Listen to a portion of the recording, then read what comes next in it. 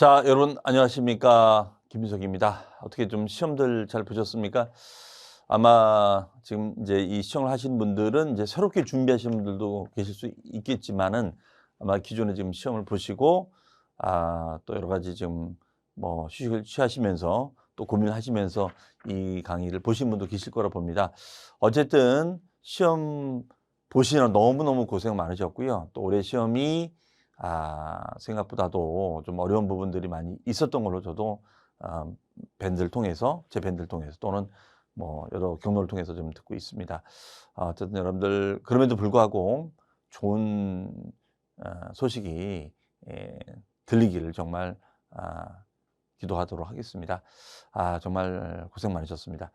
일단 저희 부동산 세법 위주로 좀 말씀을 드리면요. 일단 우리 세법은 제가 출제 경향에서도 언급을 좀 해 놨는데요.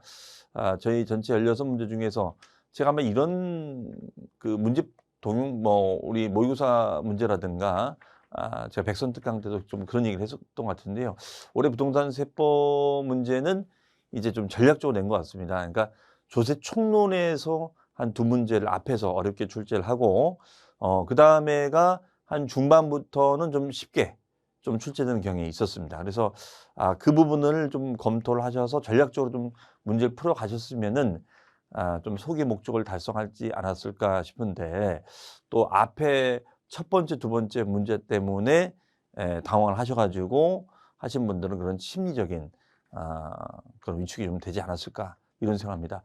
그래서 지금 뭐 최상의 난이도로 보면은 이제 계산 문제가 역시 예상대로 한 두 문제 정도 나왔습니다. 소득세에서 양도소득세에서 나왔는데요.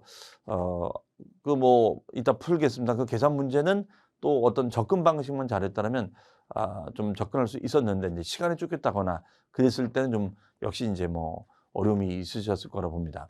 자, 그다음에 인제 우리 국세 기본법하고 지방세 기본법에서 한 두 문제가 앞에서 좀 난이도 있게 출제가 됐습니다. 그래서 이 첫 25번, 26번 문제는 굳이 이런 내용까지 출제를 해야 되나 싶을 그런 내용의 지문들을 내서 의도적으로 문제를 냈지 않았는가 싶습니다. 그리고 이번에 인제 주요 개정된 내용을 숙지하고 있는지 그 재산세라든가 종합부동산세 등에서 출제를 했고요. 그다음에 등록면허세가 또 종합부동산세가 보통 한 문제 출제를 하는데 두 문제씩 출제가 됐던 것도 좀 특이사항이었던 것 같습니다.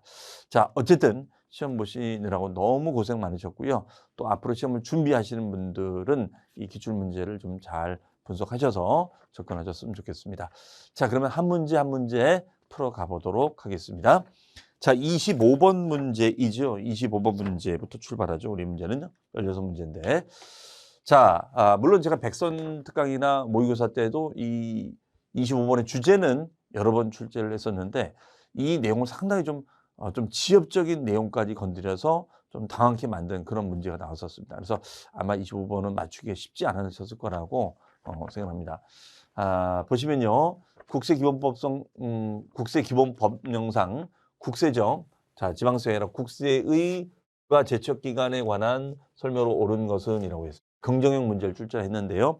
자, 첫 번째 지문은 우리가 좀 많이 봤었던 지문이죠. 우리가 제척기간은 사유에 따라 달라졌었잖아요. 사기등일 땐 몇 년, 국세든 지방세는 10년, 무신고 원칙적으로 7년, 그 외 5년이었었죠. 자, 따라서 여기 사기라고 했으니까 사기, 그다음에 종합소득세라고 했으니까 어떻게 돼요? 제척기간은 15년이 아니라 10년이 돼야죠. 다만 이제 뭐 상속세라든가 증여세 등이 됐을 때 15년이 됐었던 거 기억하시죠? 아마 1번 지문은 좀 익숙하셔서 이거는 X라는 것도 금방 했을 거라고 봐요. 그다음에 이제 두 번째 지문부터 이제 우리가 평상시 보지 못했던 지문이 나왔습니다. 바로 2번 지문은 보시면 지방세청장은 자, 소송에 대한 판결 확정이 됐습니다. 그러니까 소송 판결 과정에서 우리가 그 제척 기간을 따져야 될 때는 당연히 판결 확정이 돼야지만이 이거에 대해서 여지를 따질 수 있겠죠. 권리 행사를 할 수 있겠죠. 그렇기 때문에 이때는 확정된 날로부터 자, 얘는 2년이 아니라 빨리 해야 되기 때문에 1년이 지나기 전까지는 경정 또는 행정처분을 할 수가 있다. 경정이라는 게 뭐죠? 다시 재결정한다. 이런 뜻이었었죠. 할 수가 있었습니다. 그래서 판결이 떨어지고 나서 예외적으로 1년 이내에 해야 된다. 요게 이제 키워드가 됐었네요. 아마 요 지문이 좀 여러분들이 아마 콤마였지 않았을까 싶습니다. 자, 그 다음에 이제 3번 지문 보시면요. 3번 지문이 답인데, 자, 역시 이제 3번도 2번과 유사하죠. 감사원법에 따른 심사 청구를 통해서 어떤 결정을 했습니다. 즉, 명의대여 사실. 자, 여기까지는 무슨 말인지 이해하셨을 거라 보고요. 그러면은 당연히 명의대여 사실 확인됐으니까 당초의 부가처분을 취소시키고 결정해 주겠죠. 자, 여기까지는 문제 없었을 거고, 다만, 자, 확정된 날로부터, 아까는 이제 2번과 이제 3번이 운동되는 게 2년이냐, 1년이냐, 3년이냐, 요게 이제 우리가 헷갈렸을 거라 봅니다.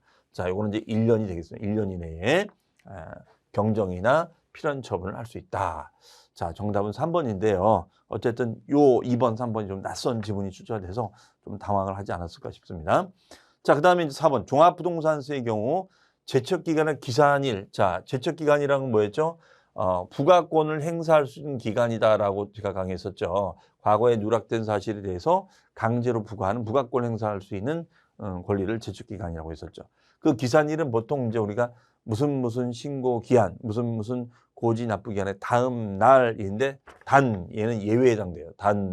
종합부동산세는 신고 기한 날의 다음 날이 아니라 이거는 원칙적인 거고 다음 날이 아니라 얘는 바로 종합부동산세의 납세무가 성립한 날이다. 납세무가 성립한 날이다. 이렇게 정의를 하고 있습니다. 아마 이 지문도 상당히 생소한 지문이지 않았을까 싶습니다.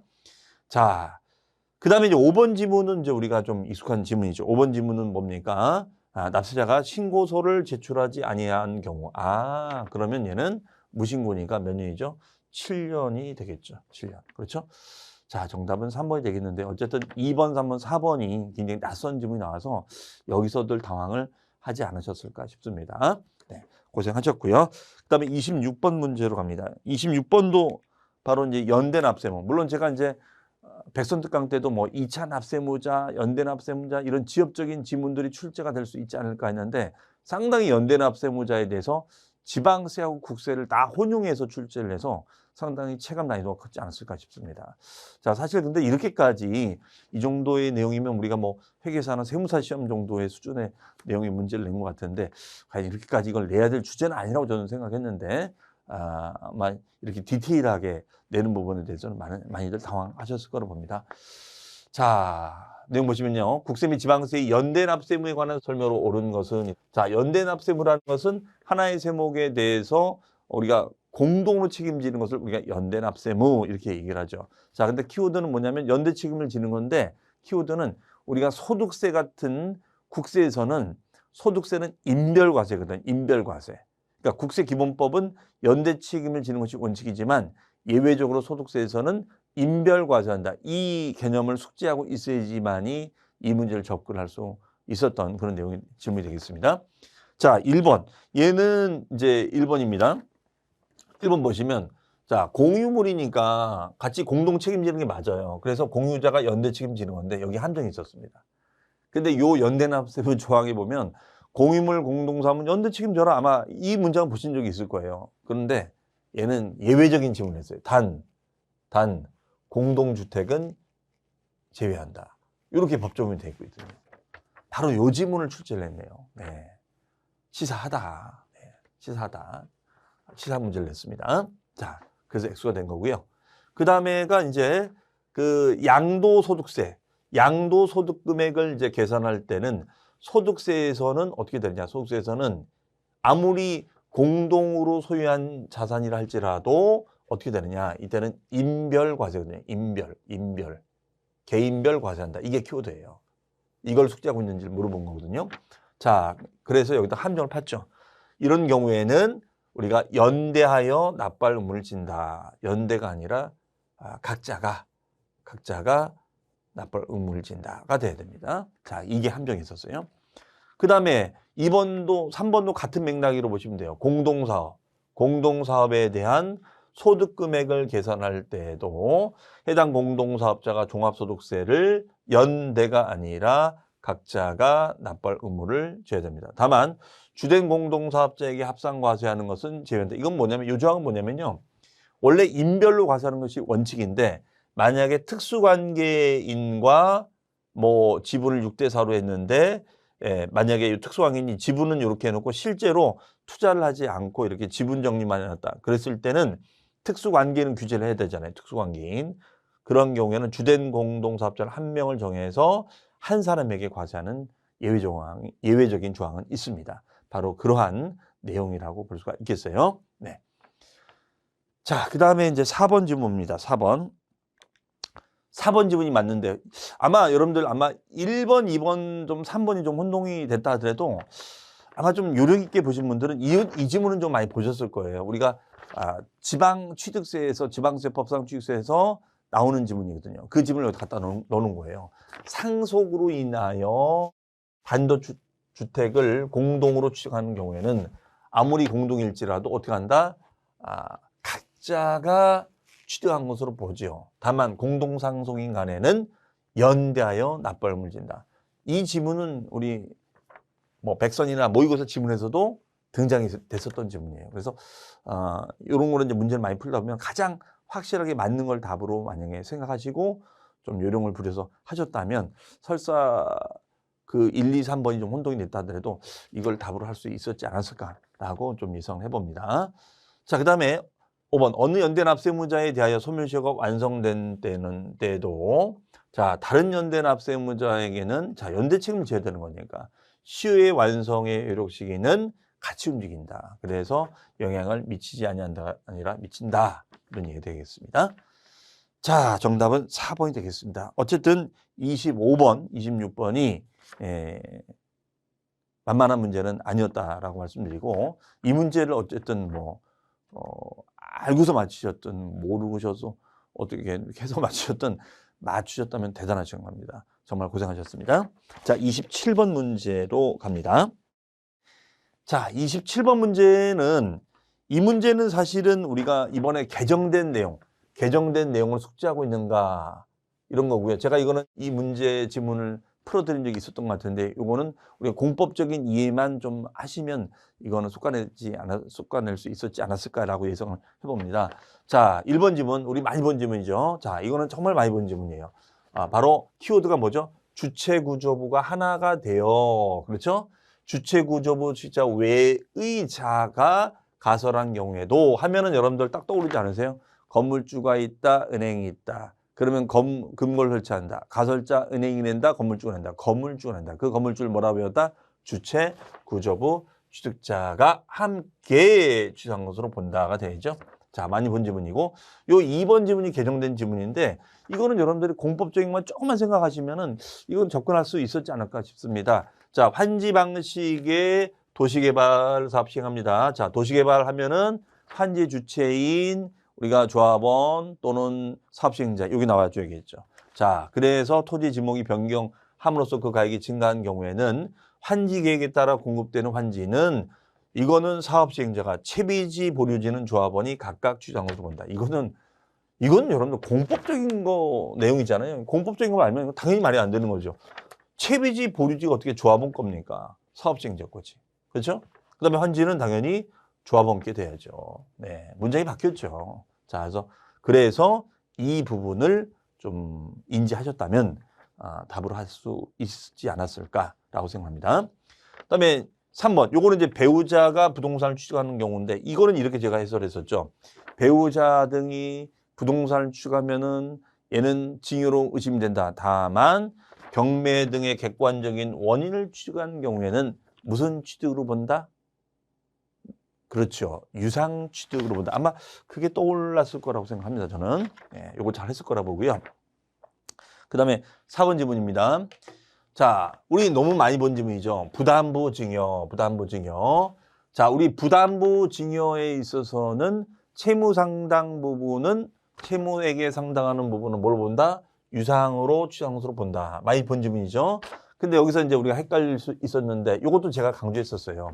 부담부 증여에서 특수관계인으로 모두 증여로 추정하는 경우 케이스는 형제 자매가 아니라 배우자 및 직계 좀비 속에 하나다. 기억나시죠? 그 점을 놓치지 않으셨다면 여러분들 이거 잘 솎아냈을 거라고 생각합니다. 그 다음에 이제 5번. 이건 많이 본 질문이죠. 승계 취득은 법령에 따른 등기를 하지 아니한 경우라도 취득했다면 양수인을 취득자로 한다. 그래서 이것은 바로 뭐죠? 취득세의 실질과세 원칙을 설명하는 거죠. 실질과세 원칙을 설명한 거다. 이게 되겠습니다. 자, 그러면 27번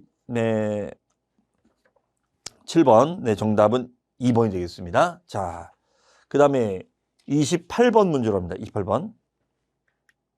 28번의 정답은 5번인데요. 아마 여러분 뭐 정답지는 다 확인하셨을 거니까 보고요. 자, 5번인데, 자, 요거는 이제 취득세의 납세의 성립에 관한 문제가 되겠습니다. 설명으로 틀린 것은, 자, 1번 지문. 1번 지문은 우리가 많이 본 지문이죠. 1번. 상속으로 인한 취득의 경우에는 취득 시기가 언제 어떻게 되는 거죠? 그렇죠. 상속 개시일이 되는 거고, 이때 납세가 성립하는 거죠. 자, 많이 본 지문. 그 다음에 요것도 제가 우리 모의고사라든가 요거 백선특강 때 다뤘던 지문이에요. 기억나실 겁니다. 자, 유상이든 무상이든 우리가 증여등의 무상이든 뭐 하지 아니하고 소유권 이전 등기를 하지 않고 계약일 플러스 며칠 60일 그렇습니다. 즉 이런 60일의 신고기한 효력이 발생하기 전에 우리 없던 일을 해요. 공정증서 계약해제 신고서를 통해서 계약 해제가 된 사실이 입증되는 경우에는 취득으로 본다, 보지 않는다, 보지 않는다가 되죠. 보지 않는다. 네. 그 다음에 3번 유상승계 취득의 경우에는 사실상 잔금 지급일을 확인할 수 있는 때는 당연히 이거는 사실상 자금 날짜가 되는 거죠. 만약에 사실상 자금 날짜를 확인할 수 없었을 때는 계약상 자금 날짜로 한다. 이 부분도 개정이 된 그런 내용이 되겠죠. 작년까지는 이거는 제가 뭐라고 했었죠? 국가수익, 공매, 법인장부, 판결문 등의 경우에만 사실상 잔금 지급일이었었는데 그 내용이 다 사라지고 대원칙은 사실상 잔금 지급일로 한다 이렇게 했었습니다. 자, 4번입니다. 민법에 따른 이혼 시 재산 분할로 인한 부동산 취득의 경우에는 자, 이건 뭐 돈이 왔다 갔다 한 거 아니니까 당연히 재산 분할에 따른 뭐가 되겠어요? 등기일이 되겠죠, 해석이요. 네.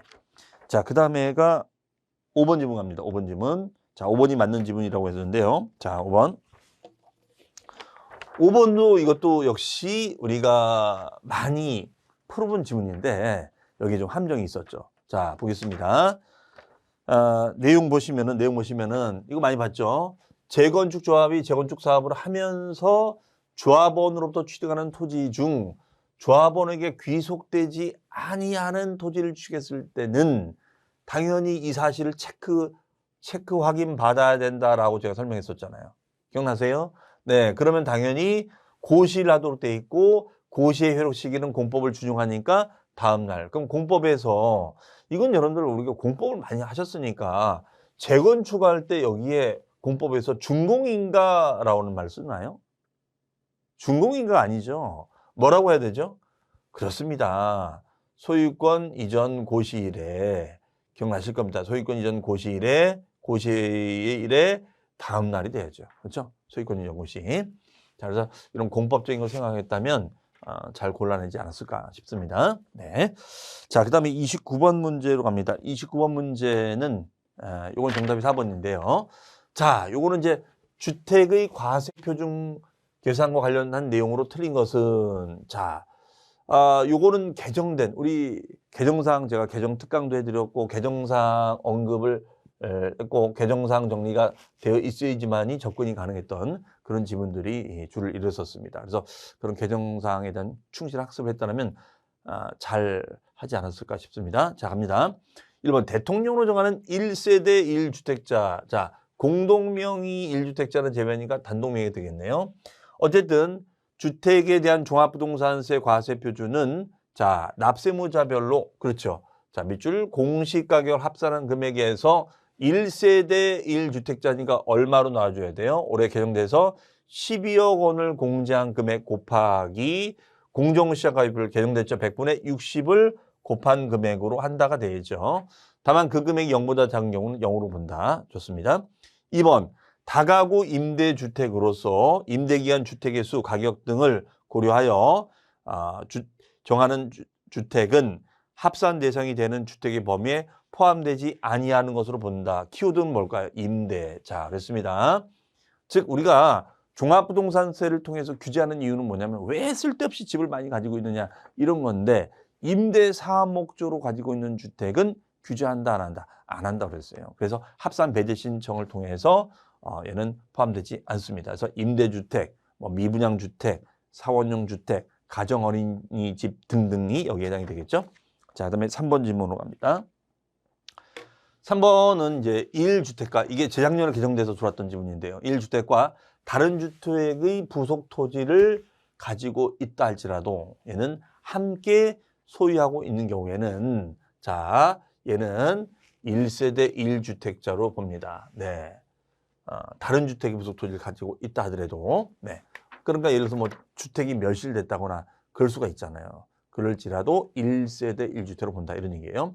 자, 그다음에 4번 질문 우리 많이 봤었는데 우리가 혼인으로 인해서 1세대 2주택자가 되면은 어떻게 보죠? 자, 얘는 5년간 각각 1세대로 본다. 이거죠. 각각 1세대로 본다. 이게 키워드죠. 그러니까 여기까지는 좋은데 문제는 갑자기 뭐라냐면 9월 16일부터 9월 30일까지 합산 배제 신청을 신청하면 1세대 1주택으로 본다. 자, 요 지문은 상관이 없어요. 무슨 말이냐면 우리가 합산 배제, 그러니까 이거는 요 혼인은 1세대로 묶을 거냐 말 거냐에 대한 문제지 합산 배제 주택이냐 아니냐 이건 상관이 없어요. 합산 배제는 아까 위에서 봤던 뭐 임대주택이냐 아니면 뭐 미분양 주택이냐 아니면 뭐 가정 어린이집이냐 이런 주택의 유형이 나왔을 때 얘네들은 임대주택이라고 합산 배제 신청을 해야 된다 이런 얘기예요. 무슨 말씀 이해하시겠어요? 즉 집이 여러 채가 있었을 때 얘가 사업 목적의 주택이라는 걸 입증해라. 그걸 물어보는 것이지 혼인했냐 안 했냐 이걸 1세대니까 합산 배제냐 이거 전혀 상관이 없어요. 이거는 1세대 예외적인 조항을 묻는 지문이기 때문에 요거는 합산 배제 주택을 묻는 지문과는 상관이 없다 이런 얘기입니다. 그래서 정답은 4번이 되는 거다라고 보시면 되겠어요. 자, 그다음에 5번. 자, 요거는 이제 우리가 많이 봤죠. 법인의 경우에 주택에 대해서는 최고세를 묻잖아요. 그러면 2주택 이하까지는 어떻게 됐었죠? 2527이니까 0.5에서 2.7%. 그러면 가장 높은 세율이니까 1027이 적용이 돼야겠죠. 해석이요. 자, 그 다음에 그럼 법인의 경우에는 주택의 공시가격 합산한 금액에서 그렇죠. 아무런 금액 공제가 없죠. 요거 강조 많이 했었죠. 주택법인은 국물도 없다. 그러면 거기에다가 100분의 60을 곱한 금액을 과표로 해줘야겠죠. 다만 그 금액이 0보다 작은 경우에는 0으로 본다가 되겠습니다. 자, 그 다음 문제로 갑니다. 30번 문제. 역시 종합부동산세 문제인데 이 문제는 뭐 우리가 많이 봤었던 지문이고 여러분이 충분히 이거는 잘 맞췄을 것 같아요. 난이도 따지면 하급에 해당되는 문제라고 볼 수 있겠는데요.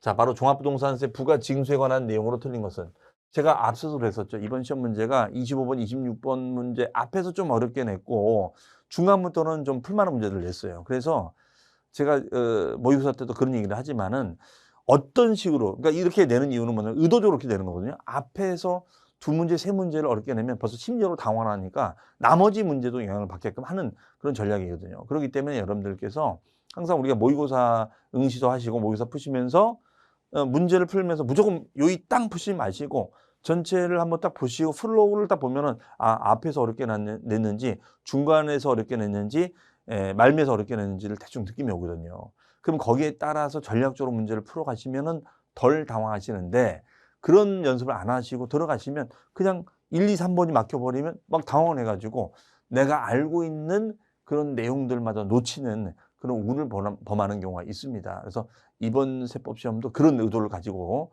출제했다라고 생각이 되어집니다. 자, 그럼 바로 이제 이런 얘기죠. 관할 세무서장은 납부해야 할 종합부동산세액을 결정하는 것이 원칙이죠. 원칙. 그래서 우리 배울 때 어떻게 했었죠? 원칙적으로 종합부동산세는 무슨 부가다? 정부 부가 세목이 원칙이다. 맞죠? 그러면 이때 부가 기간은 12월 1일부터 15일까지 부가징수하면 되겠죠. 단 신고 납부 방식으로 하고자 할 때는 가능하죠. 그러면 이때 신고 납부 방식의 납기는 우리가 11월 16일인가요? 아니 이게 12월인데 이게 어떻게 10월이 됩니까? 12월 1일부터 당연히 12월 5일까지 15일까지 신고를 해줘야죠. 똑같이. 그래서 정부부가나 신고납부를 선택했을 때도 납기는 동일하다. 이거를 알고 있는지를 물어본 거죠. 그렇죠? 네. 정답은 2번이 되겠습니다. 3번 관할 세무서장은 자 많이 본 지문이죠. 250만 원을 초과했다. 아 그러면 어떤 게 떠올라야 됩니까? 분납이 떠올라야죠. 분납하게 할 수 있다. 그럼 이때 분납 기간은 몇 개월? 그렇죠. 6개월이 되겠죠. 6개월 이내 분납하게 할 수 있다. 자 많이 본 지문 나왔었어요. 네, 잘 접근했을 거라 봅니다. 그 다음에 이제 4번 지문 갑니다. 자 4번 지문 관할 세무서장은 과세 기준 현재 1세대 1주택자가 아닌 경우 자 이거 올해 개정돼서 들어온 거죠. 이랬을 때는 우리가 1세대 1주택자는 실수요자잖아요. 실수요자니까 이 실수요자가 종합부동산세를 매년 내는 것이 부담스럽다. 그래서 납부 유예를 우리가 신청할 수 있는데 얘는 1세대 1주택자가 아니니까 허가할 수가 없겠죠. 자, 이거는 개정사항을 인지하고 있는지를 물어본 겁니다. 제가 아마 백선 특강 때도 이 부분 얘기했던 것 같습니다.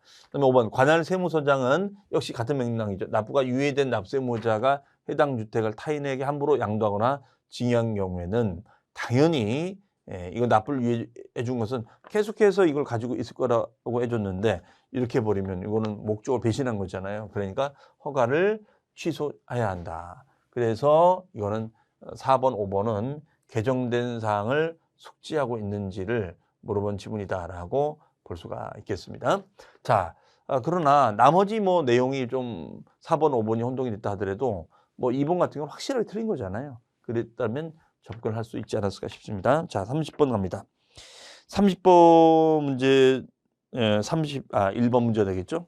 31번은 재산세 표준세율에 대한 문제가 되겠는데요. 자, 요 문제도 우리가 많이 본 지문들이 있는데 다만 우리가 보통 재산세 표준세율에서는 토지, 주택, 건축물을 위주로 세율을 물어보거든요. 그런데 이번에는 선박에 대한 세율을 같이 언급을 했어요. 그리고 의도적으로 이제 함정을 판 건데 사실 제가 개인적으로 생각할 때는 뭐 제가 출제원이라면 선박에 대한 문제는 항공기에 대한 문제는 출제를 안 하겠습니다. 왜냐하면 아니 선박 항공기를 우리 공인중개사가 중요할 것도 아닌데 굳이 선박 항공기에 대한 규정을 왜 알아야 되느냐. 논리적으로 좀 이 부분은 좀 의구심이 든다. 얼마든지 다른 문장을 낼 수 있었는데 그래서 사실은 거의 선박 항공기 가지고 거의 출제를 안 하거든요. 그래서 이 부분에 있어서는 좀 아쉬움이 좀 있습니다. 출제원이 그런 부분을 좀 인지하고 중개 현실을 인지하고 출제를 한 건지 그 부분이 좀 아쉬움이 있다. 이런 말씀을 드립니다. 자, 재산세 표준세율에 관한 설명으로 틀린 것은 이라고 되어 있습니다. 자, 1번 고급 선박, 고급 오락정용 건축물의 경우에는 고급 선박의 표준세율이 오락장 건축물의 표준세율보다 높다. 자, 우리 오락장 건축물은 골사오사 4%가 됐었고요. 고급 선박은 5%가 됩니다. 그런 측면에서 높다. 이렇게 표현을 한 거 맞다라고 할 수 있겠습니다. 자, 그 다음에 2번 지문은 우리가 많이 봤어요. 원래 공장용 건축물의 표준세율은 0.25%가 되는데 얘가 어느 지역에 있죠? 지정된 주거지역에 있잖아요. 그러니까 얘는 어떻게 된다고요? 이때는 지정된 주거지역에 있을 때는 2배를 더 부과해야죠. 그러면 1000분의 5, 0.5%가 적용이 되겠죠. 1000분의 5, 0.5%가 된다가 되겠습니다. 그 다음에 3번 주택, 1세대 1주택이 아님의 경우 표준세율은 최저 1000분의 1에서 1000분의 4까지 4단계 초과누진세율로 적용한다. 자, 이건 뭐 우리 많이 외웠었잖아요. 주택의 세율 어떻게 외웠었죠? 자, 제발 기억이 나게끔 주사 한 대 놔주세요. 그래서 얘는 주 동그라미 1 동그라미 4 동그라미 주 1사의 초과 누진세율을 적용한다가 맞겠죠. 물론 이제 우리가 법령으로 정하는 1세대 1주택자는 아니다. 얘는 어떻게 한다라고 했었죠? 그렇습니다. 마이너스 0.05%를 차감하면 되는 거니까 0.05에서 0.35%의 초과 누진세율로 간다가 되겠습니다. 자, 그다음에 4번 항공기. 자, 이것도 아주 낯선 질문 나왔죠. 항공기도 0.3%다. 따라서 고급 선박을 제외한 그 밖의 선박은 표준세율과 동일합니다. 자, 그다음에 근데 4번은 좀 낯선 지문이었었지만 근데 사실 5번 지문은 과거에 기출됐던 지문이에요.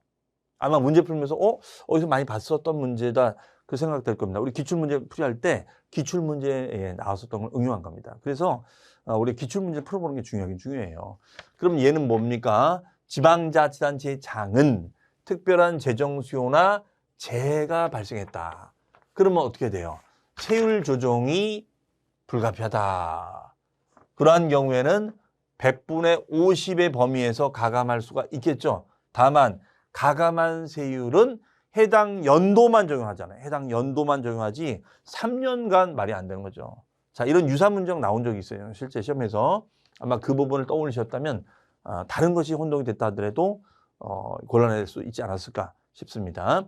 자, 그래서 보통 낯선 지문이 답이 되는 경우는 많이 없다라고 제가 설명한 적도 있었죠. 그러니까 늘 나왔던 지문 가지고 응용하는 경우가 이렇게 많이 있다는 것이죠. 자, 그러면 32번 문제로 합니다. 32번. 자, 32번은 재산세 부과징수인데 역시 우리가 많이 봤었던 지문이 출제가 됐어요. 자, 아마 반가우지 않으셨을까 싶습니다. 지방세 법령상 재산세 부과징수에 관한 설명으로 틀린 것은 자, 요거 납기죠, 납기. 자, 우리 납기는 이렇게 외우자라고 했었죠. 토지 또는 이기분 주택의 2분의 1에 해당하는 재산세는 어떻게 한다? 납기가 9월 16일부터 9월 30일까지로 한다. 다만 주택의 경우 산출세액이 20만 원 이하가 됐을 때는 7월 16일부터 7월 말까지로 한다. 이게 키워드가 되겠죠. 해석이. 자, 그러면 주택의 경우, 주택에 대한 전세의 경우 해당 연도에 부과징수할 세액의 2분의 1은 매년 7월 16일부터 7월 30일까지로 하고 나머지 2분의 1은 9월 16일부터 9월 30일까지로 하자. 다만 그 세액이 20만 원 이하가 됐을 때는 우리가 납기를 9월이 아니라 많이 본 지문이죠. 아마 금방 곤란했을 것 같아요. 7월 16일부터 7월 말까지 한꺼번에 부과징수할 수 있도록 되어 있다가 되겠죠. 네, 자 이건 잘 맞추셨을 거라고 봐요. 그다음에 이번 재산세는 당연히 보통징수 방법으로 징수하도록 되어 있죠. 자, 3번 재산세를 징수하려면 미리 고지서를 발부해야 되는 거니까 늦어도 납기 며칠 전, 5일 전까지 발부하자. 이것도 많이 본 지문이었을 거라 봅니다. 자, 그 다음에 4번 지문. 자, 뭐 너무 와닿는 지문이죠. 재산세 과세 기준일은 매년 6월 1일로 한다. 자, 5번 고지산장당 징수할 세액이 너무 반가운 지문. 2,000원 미만인 경우에는 소액징수 면제니까 징수하지 아니한다. 이것을 우리가 누누이 반복해서 했었어요. 소액징수 면제. 아마 아주 반가운 지문이 출제가 됐다라고 보셨을 거예요. 네. 자, 그 다음 지문 갑니다. 33번입니다. 33번. 33번은 정답이 4번인데요. 자, 이거는 여러분들 이거 제가 해설할 때 문제 또는 이론 설명할 때 이거 설명했었죠. 이에는 이, 눈에는 눈. 그거 생각하시면 아마 답을 할 수 있지 않을까 싶습니다. 자, 바로 등록면허세 문제가 출제가 됐는데요. 등록면허세가 비과세되는 경우로 틀린 것은 자, 첫 번째 이건 금방 했을 것 같아요. 지방자치단체 조합이 국가 또는 지자체 조합이 자기를 위하여 받는 등록이니까 자기가 자기한테 과세할 수 없다. 비과세. 그 다음에 아주 뭐 반가운 지문 나왔습니다. 무덤 등기 기억나세요? 무덤 등기 제가 뭐라고 설명했어요? 무서워. 무덤 등기 무서워. 그렇죠? 비과세. 그 다음에 회사 정리 특별정산. 내가 정리했니? 회사가 망하면 어떻게 해? 그렇죠? 자, 다만 자본금 출자금의 납입 등이 됐을 때 등기는 제외한다. 과세한다가 되겠죠? 바로 반가운 지문. 4번 대한민국 정보기관의 등록에 대하여 과세하는 외국 정보의 등록. 이에는 이, 눈에는 눈. 기억나시죠? 자, 5번 등기 담당 공무원의 착오로 인한 주소 등의 단순한 표시 변경 등기. 공무원의 착오에 착오. 네? 이건 뭐 어쩔 수 없는 거잖아요. 자, 정답은 4번. 그래서 32번, 33번은 그냥 바로바로 보이는 지문이 출제가 됐습니다. 그래서 종부세도 재산세도 등록면허세 요 후반부 쪽이 제가 좀 풀만한 문제들이 나왔다라고 했었잖아요. 그래서 앞에서 좀 어려움을 겪었어도 빨리 그걸 잊어버리시고 이렇게 좀 침착하게 하셨다면 의외로 이런 파트 쪽은 많이 맞히지 않으셨을까라고 생각합니다. 자, 정답은 4번이고요. 34번. 자, 이 지문도 정답이 4번인데 보겠습니다. 역시 등록면허세 문제 나왔습니다. 자, 등록면허세에 관한 설명으로 틀린 것은 종합문제 스타일로 출제가 됐는데요. 자, 첫 번째. 이것도 많이 본 지문이죠. 같은 등록에 관계되는 재산이 둘 이상의 지방자치단체에 걸쳐 있어. 등록면허세를 지방자치단체별로 부과할 수 없을 때는 자, 어떻게 합니까? 그렇죠. 등록관청 소재지로 우리가 한다. 그래서 제가 뭐라 하냐면 여기는 경기도 여기 구리고 그다음에 여기 중랑구 서울인데 중랑구와 하필 서울 중랑구하고 경기도 구리에 딱 경기선에 있는 땅이에요. 애매하죠. 이랬을 때는 형식주에 따라 등록관청 소재지를 납세지로 하자. 즉 납세지를 한 군데로 몰아서 가자. 이런 논리였었습니다. 그 다음에 이거 많이 본 지문. 지방자치단체의 장은 표준세율의 100분의 50 범위에서 가감할 수 있다. 아, 가감할 수 있다니까 무슨 세율? 탄력세율을 지칭하고 있는 것이죠. 그 다음에 3번. 주택의 토지와 건축물을 한꺼번에 평가하여 토지나 건축물에 대한 과세 표준이 구분되지 아니한 경우에는 한꺼번에 평가한, 그렇죠? 개별 주택 가격을, 그렇죠? 즉 개별 주택 가격이 뭐죠? 그러니까 가격이 몰랐을 때는 즉 시가 표준액 비율로 안분한다. 기억나세요? 시가 표준액 비율로 우리가 나눈 금액을 우리가 안분해서 과세 표준한다. 그 지문이 되겠죠? 네. 그 다음에요. 4번 지문. 자, 정답이 4번인데 이거 사실 많이 본 지문이 아니에요. 자, 등록자가 신고한 당시 가액으로 하고 신고가 없거나, 그렇죠? 신고 없거나. 즉 신고상에 문제가 생겼을 때는 시가 표준액으로 한다잖아요. 그러면 얘는 신고가액이 시가 표준액보다 많아야 돼, 적어야 돼요.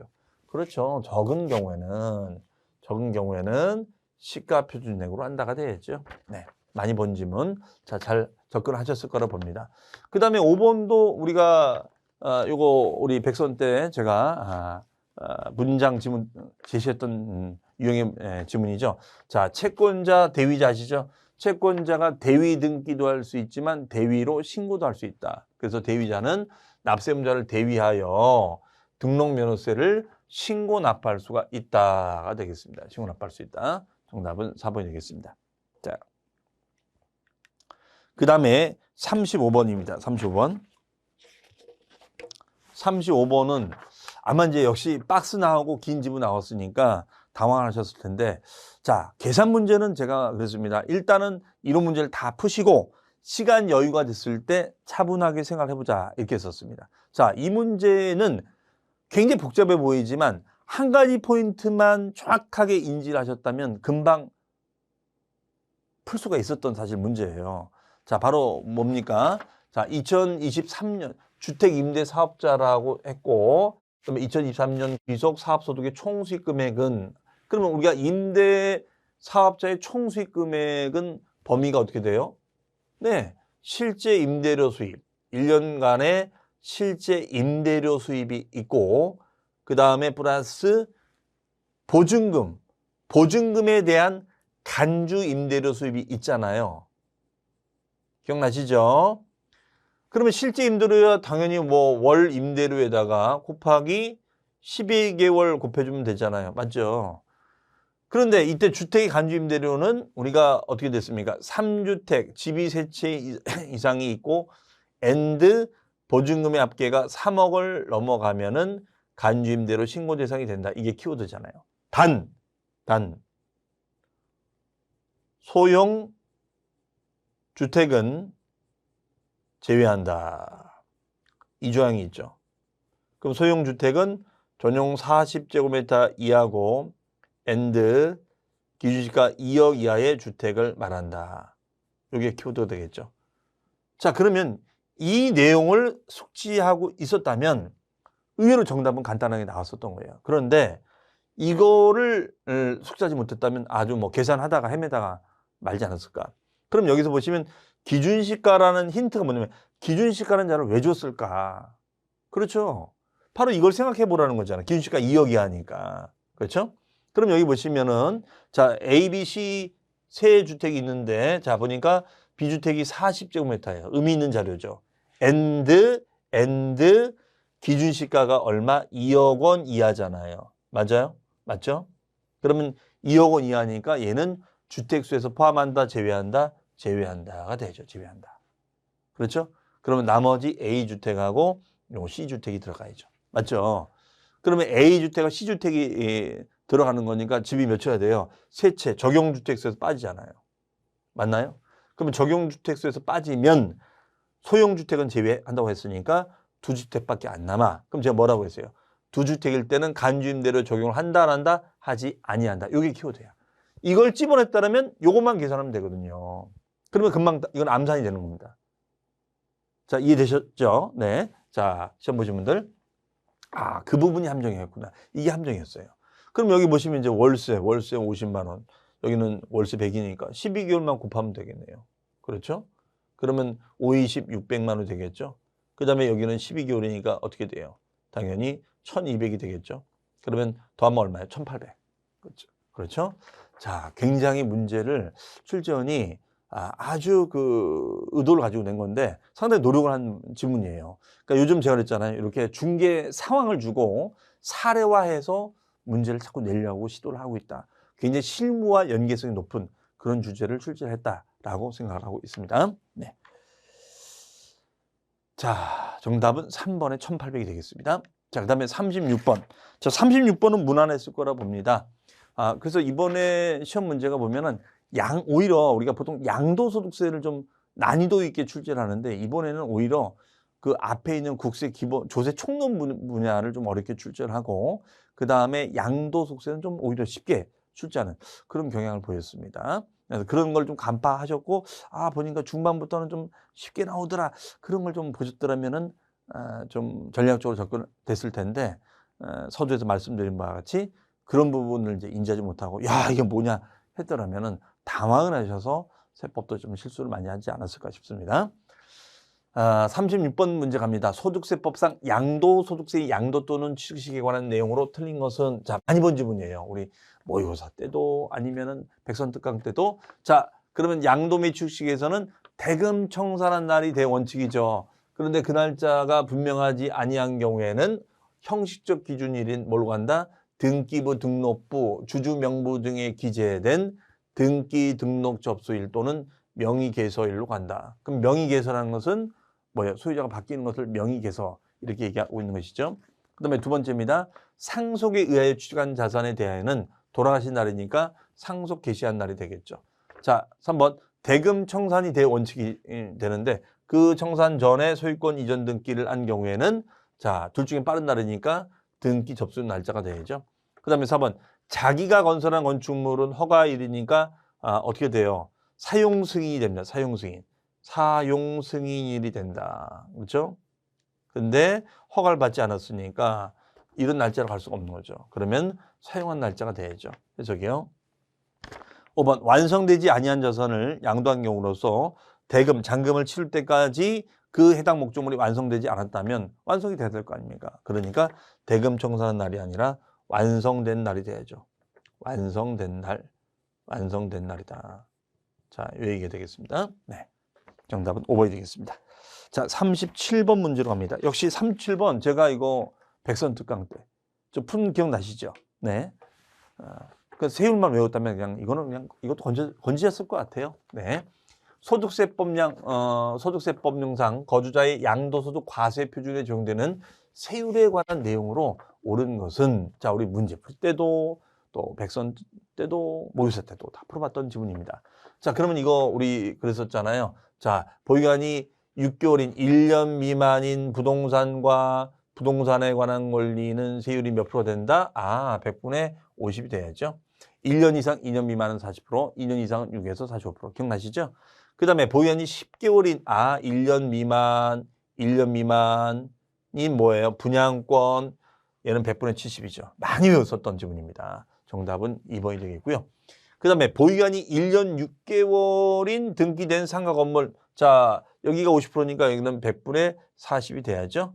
그 다음에 4번 보유기간이 1년 10개월인 조합원 입주권이다. 그럼 조합원 입주권도 1년 미만일 때는 70%, 1년 이상 2년 미만이 되는 거니까 뭐예요? 100분의 70이 아니라 60이 돼야죠. 1년 미만이 100분의 70이 되겠죠. 그다음에 보유기간이 2년 6개월인 분양권은 얘는 어떻게 돼요? 얘는 보유기간이 1년 이상이 된 경우에는 1년 이상이 된 경우에는 100분의 50이 아니라 60이 된다가 되겠죠. 해석이. 네, 답은 2번이 되겠습니다. 38번입니다. 자, 38번. 이것도 우리 제가 백선에서 과세 대상에서 요약 정리도 해드렸고 기억나세요? 그 포인트만 딱 잡았으면 푸셨을 것 같은데요. 자, 소득세법상 과세, 양도세, 과세 대상 모두 몇 개인가? 자, 골라보시오 문제. 우리 제가 백선에서도 많이 냈어요. 골라보시오. 유행한다라고 했었죠. 자, 갑니다. 지상권, 전세권 들어가죠. 부동산, 임차권 제가 했어요. 많이 했습니다. 임차권은 채권이다. 채권인데 물권처럼 취급되려면 어떻게 돼요? 물권화 되려면 등기 돼야 되는 거죠. X 틀렸죠. 많이 본 질문. 그 다음에 자, 투게더 기억나세요? 투게더. 영어권은 뭐와 투게더? 사업에 사용하는 토지 건물과 투게더. 그렇죠? 그 다음에 자, 마지막 여기는 얘도 투게더인데 이주권 투게더. 이건 좋아. 그런데 뭐라고 했냐면 해당 이주권의 가액을 대통령으로 정하는 방법에 따라 별도로 평가한 거는 얘는 들어가면 안 되죠. 투게더인데. 그러니까 얘는 제외죠, 제외. 별도로 평가하신 거면 얘는 기타 소득이 됩니다. 기타 소득. 양도소득이 아니라. 자, 따라서 2개. 그렇죠, 2개. 네. 그런데 이걸 또 실수하신 분들이 보면 2개 찾아놓고서 2개 2번 해버리신 거야. 혹시 그런 분 안 계신가요? 네. 자, 2개 골라놓고서 2번 이렇게 하신 거야. 그러니까 이걸 이제 놓친 거죠. 문제는 잘 보셔야죠. 네, 답은 3번이 되겠습니다. 자, 39번 문제로 갑니다. 자, 39번 문제는 양도소득세 비과세 문제가 되겠습니다. 자, 소득세법상 거주자의 양도소득세 비과세에 관한 설명으로 틀린 것은 자, 비과세 이거는 우리 비과세 이 지문은 우리가 비과세는 뭐죠? 큰 흐름이 파산선고, 농지교환문합, 그 다음에 1세대 1주택, 조정금. 그렇죠? 그 다음에 미등기 양도시에는 불이익을 받지만 등기 불능적 사유가 되었을 때는 비과세 등의 비과세를 못 받는 불이익을 받는다 안 받는다 안 받는다. 이 내용이 복합적인 지문이에요. 네, 이걸 알고 있는지. 그런데 이거는 뭐 답이 딱 보이는 지문 냈어요. 자, 보시면 첫 번째 파산선고 처분소득 당연히 비과세 곤란했죠. 그 다음에 제가 그랬습니다. 이것도 제가 냈었던 지문이죠. 경기확정으로 지적공부상의 면적이 감소되어 지급받는 조정금은 일반적인 땅 판 돈이 아니니까 얘는 비과세 준다. 이렇게 썼어요. 자, 아마 기억나실 겁니다. 3번 건설업자가 공사용역 대가로 취한 채비지를 토지구역 환지 처분 공고 전 효력이 발생하기 전에 양도했다면 효력도 발생하기 전에 양도가 된 거니까 얘는 미등기 양도자산에 해당한다, 해당하지 않는다, 해당하지 않는다가 되겠죠. 네. 4번입니다. 도시개발 사업이 종료되지 아니하여 토지 취득 등기를 하지 아니하고 양도하는 토지는 네, 그렇죠. 개발 사업이 안 끝났는데 어떻게 이것이 미등기 양도가 되겠어요. 즉 미등기 양도자산에 해당한다, 해당하지 않는다, 해당하지 않는다가 되겠죠. 그렇죠? 자, 5번 지문은 많이 본 지문이죠. 국가가 소유하는 토지와 분합하는 농지로서 분합하는 쌍방 토지 가액의 차익이 큰 편의 4분의 1 초과하여 이하가 되는 경우에는 그렇죠? 비과세 된다. 많이 본 지문일 겁니다. 정답은 5번이 되겠습니다. 자, 40번. 자, 이제 40번 보시고서 또, 이제 바짝 긴장하셨었는데, 근데 사실은 이런 유사 문제가 우리 기출문제 나온 적이 있었어요. 아마 그 부분을 좀 생각하시면서 풀었으면은, 우리 단원별 문제 풀이에도 이런 유사 문제 있었거든요. 자, 이 문제는 이제 뭡니까? 1세대 1주택자이고, 그 다음에가, 바로 과세 표준은 얼마인가. 근데 여기서 키워드는 뭐냐면 기준시가 자료가 있고 실지거래가액 자료가 있는데 우리 대원칙은 기준시가 원칙입니까? 실지거래가액이 원칙입니까? 아무런 말이 없으면 실지거래가액이 원칙이고 만약에 실지거래가액을 확인할 수 없다. 그런 문장이 나왔더라면 추계 신고하도록 돼 있잖아요. 그러한 경우에는 기준시가가 되겠죠. 자, 이해되셨죠? 자, 이게 대원칙이었었고 그 다음에 기준시가가 예외였었죠. 예외. 그러면 이제 우리 순서대로 하면 되는데 그러면 과세표준 순서를 기억해야 됩니다. 다만 여기서 이제 여러분 느낌이 오셔야 되는데 1세대 1주택자이고 실거래가가 25억이에요. 그러면 바로 고가주택이다. 그러면 고가주택일 때는 핵심 키워드가 여러분들 뭡니까? 핵심 키워드는 12억 초과분에 대하여 과세한다. 이거를 집어냈더라면은 할 수 있었는데 이런 유사 문제가 기출됐었어요. 우리 단원별 기출문제도 있었고요.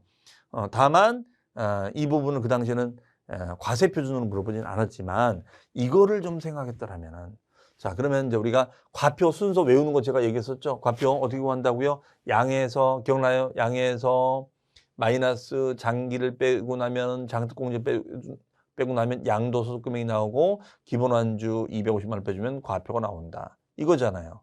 그렇죠? 그러면 이때 양도 차익을 먼저 구해서 여기 10억 초과분을 반영할 줄 알아야 되고 그다음에 장특공제율을 알고 있냐. 이게 이제 키워드가 되겠습니다. 자, 그러면 우리가 실지거래 25억이고 그다음에가 취득할 때 들어간 돈이 19억 5천만 원 차감이죠. 그다음에 여기 보시면 양도비 자본적 지출이 아주 뭐 가감없이 좋습니다. 5천만 원. 그러면 이거 더하면 이거 암산 되겠네. 20억이 되겠네요. 그러면은 25억에서 마이너스 20억을 차감시켜 주면은 양도 차익은 5억 원이 되는 거잖아요. 그렇죠? 다음은 여기다 어떻게 해준다? 10억 초과분. 그러면 얘는 공식이 뭐예요? 양도가액 25억분의. 기억나세요? 그다음에 25억에서 마이너스 12억을 차감을 시켜주면 되겠죠. 그렇죠? 네, 그러면 얘는 어떻게 되는 겁니까? 자, 13억이 되겠죠. 13억. 그렇죠? 13억. 네, 13억이 됩니다. 그럼 이걸 나눠줘서 곱해주면 아마 요 금액이 2억 6천이 나올 거예요. 2억 6천만 원. 네, 2억 6천. 자, 그러면 2억 6천이 이제 양도 차익으로 변형이 됐습니다. 2억 6천에서 자, 그다음에 2억 6천 곱하기 이제 공제율인데 얘는 1세대 1주택이니까 보유 기간별, 거주 기간별 중복 공제가 되잖아요. 그러면 각각 20%니까 얘 20%가 되고 얘 20%. 이거 우리 많이 해봤었죠. 그러면 40% 되는 거잖아요. 그러면 40%가 되겠네요. 자, 그럼 여기 보시면 이제 장기 보유 특공제는 2억 6천에 대해서 40%예요. 그러면 요거는 제가 여기 계산을 해봤는데 여러분 계산해 보세요. 그러면 2억 6천에 40%면 1억 4백이 나옵니다. 자, 1억 4백. 이거는 이제 암산으로 안 되네요. 네, 1억 4백. 또 헷갈릴 수 있으니까. 그러면은 2억 6천에서 1억 4백 빼주면은 얼마가 나올까요? 자, 여기서 마이너스 2억 6천. 네. 계산기 아마 눌러보셨을 것 같아요. 그럼 1억 5천 6백. 요 금액이 1억 5천 6백이죠. 1억 5천 6백이죠. 1억 5천 6백. 자, 여기에서 250만 원을 빼주면 되겠죠. 250. 자, 그러면 얘는 얼마가 나와요? 1억 5천 350이 나오겠네요. 1억 5천 350이 되죠. 그렇죠? 자, 따라서 정답은 네, 요걸 이제 잘 따라오신 분들은 1억 5천 350으로 답을 했을 것 같아요. 자, 어쨌든 의미가 있으니까 다시 한번 해보면 일단은 계산 순서를 외워야죠. 그러면 양에서 장기를 빼면 소곱창, 기본 안주는 과세표준. 그러니까 양이 뭐예요? 양도 차익. 장은 장기 보유 특별공제. 소는 양도소득금의 기본공제는 과세표준이다. 과세표준이다가 되겠죠.